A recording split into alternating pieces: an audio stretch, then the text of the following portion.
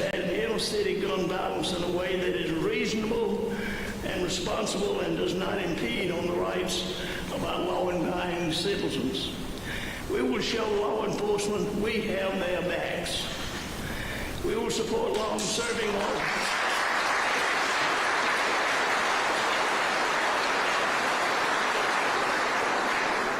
We will support law gun violence by enhancing penalties for dangerous felons with guns. We will expand Anna's law. We will enhance the supervision of high-risk juveniles. Y'all, this package is responsible and it's important. As I've said, bolstering public safety is my #1 priority for this session, and I look forward to getting these bills to my desk so I can officially make it law and create a safer Alabama. All of our priority areas, from education to job creation, all require safe communities. And working together, we will accomplish that for our citizens. A safe Alabama is a secure future for Alabama, and a secured future is our goal. Thank you all for being here today, and thank you for your support. Speaker Ledbetter, I'll now turn it over to you.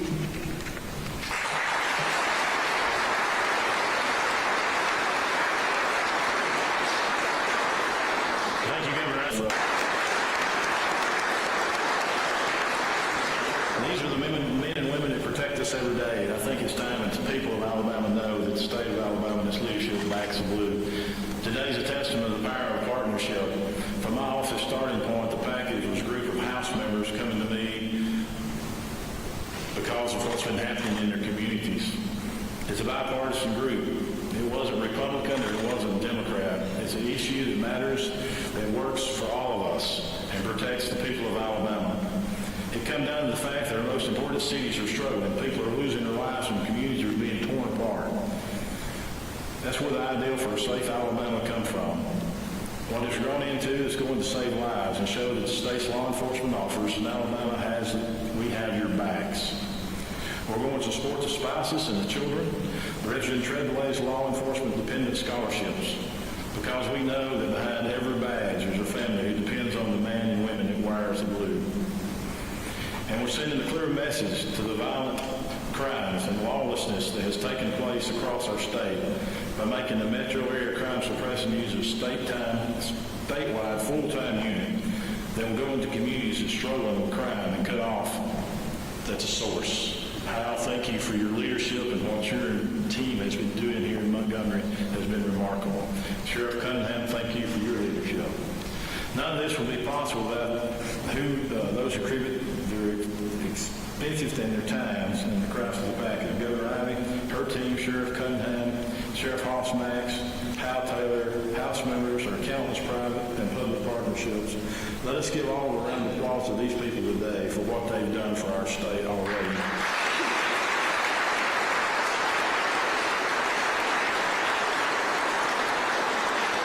Today's a big day for our state. Together we can make Alabama safer. And as it can be pro-law enforcement, we can be pro-public safety.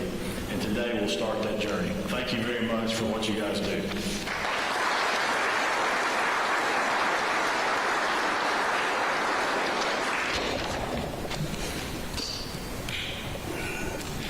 When the Alabama legislature, the Alabama House, the Alabama State Senate works with the executive branch and the people in blue, we can accomplish anything, and we're thank you for being here today. In too many areas across Alabama, we have experienced rising crime rates. Too many Alabamians now feel unsafe in their communities that they call home.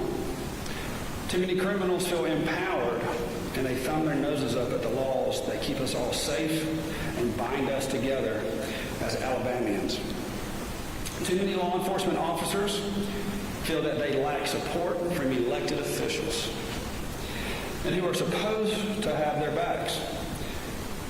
The public safety package being considered by the legislature during this 2025 regular session reverses those trends and combats the lack of respect for law and that took firm root during the Biden-Harris administration. Our legislation helped recruit new officers, shields them from bogus claims against them. It expands penalties to keep lawbreakers behind bars and binds local and state laws, enforcement agencies together in a coordinated effort to end violent crime in our cities, streets, and neighborhoods. Most importantly, it preserves the traditional morals, conservative principles, and deeply held Alabama values that so many of us embrace here in Alabama. It becomes an even better state for its citizens to live, to work, to worship, and raise families. I am confident, as the President Pro Tem of the Alabama State Senate, that once these bills and measures are enacted into law, we will all enjoy safer communities, stronger bonds, and even brighter days ahead for all Alabamians. Thank you.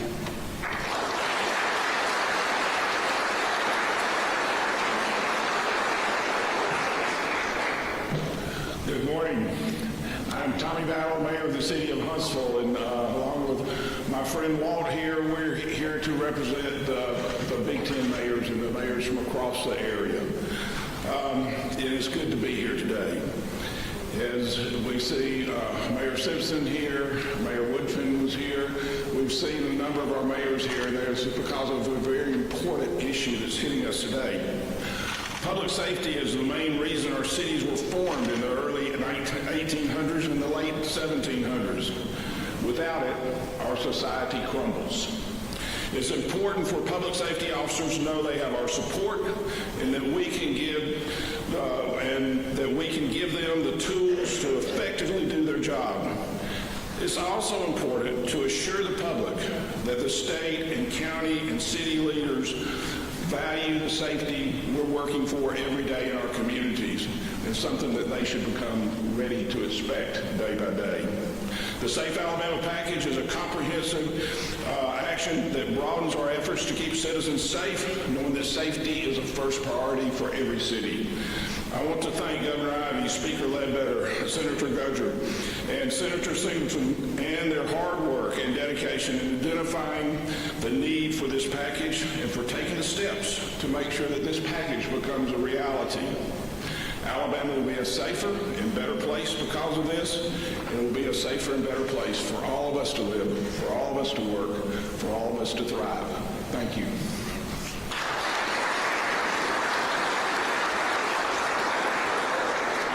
Good morning. To echo what Mayor Battle has said, I want to thank on behalf of the Big Ten mayors and the people of Tuscaloosa, Governor Ivey, Mr. Speaker, Mr. President Pro Tem.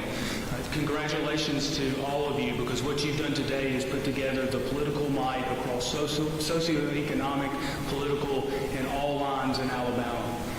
Last Monday, I met with Mr. Marvin Billups, who gave me permission to share this story with you. His son was killed New Year's Eve in Tuscaloosa. A tragic loss. As many of you know in law enforcement, I've certainly learned in 20 years of representing the people of Tuscaloosa, and there's nothing you can say to someone who has lost their son to tragic gun violence that can heal that wound.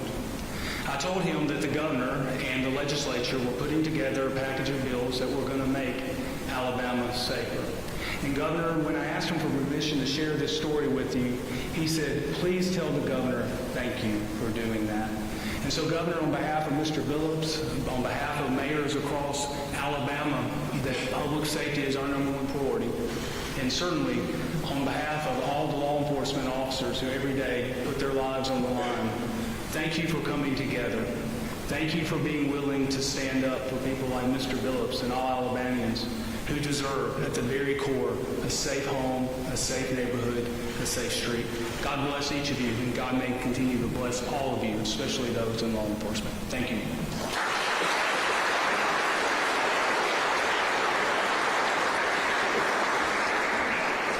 Good morning. I'm State Representative Philip Ensler, represent District 74 here in Montgomery.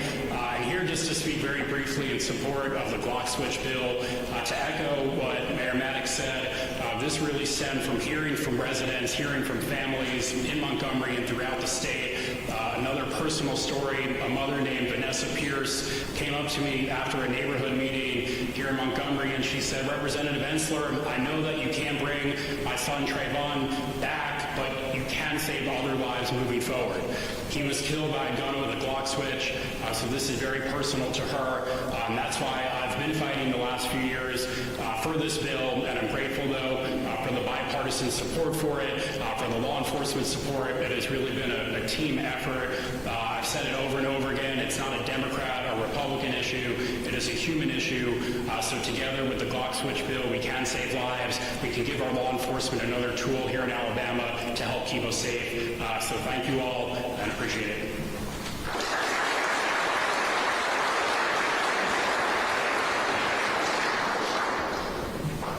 Good evening. I'm Sheriff Derek Cunningham here in Montgomery, Alabama. Glad to be here. I'm glad to be here, Governor. Thanks for the invite. This is something that we in law enforcement, I'm speaking on behalf of you all, we in law enforcement have witnessed firsthand. We witnessed this firsthand. We witnessed the shootings. We witnessed the drive-by shootings. We witnessed the tears, the agony of families being torn apart with all this gun violence. We live here. This is our community. We feel the same way that the community feels. And now you're giving us some ammunition. You're giving us some tools to be able to fight back on behalf of us in law enforcement and behalf of the community. Thank you for hearing us. Thank you for being there with us. And thank you for this safer Alabama, because it's going to change lives and it's going to give us the tools that we need to do our job. Thank you.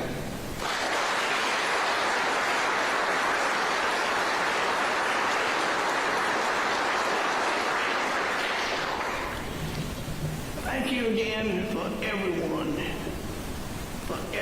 being here this morning. What we're about to do and pass this legislation is important. And it's responsible. And our citizens deserve it. So thank you, everyone. And as we conclude, I'd like to first invite up all of our legislators to have a picture, and then I'll invite everyone up here. We'll do the same.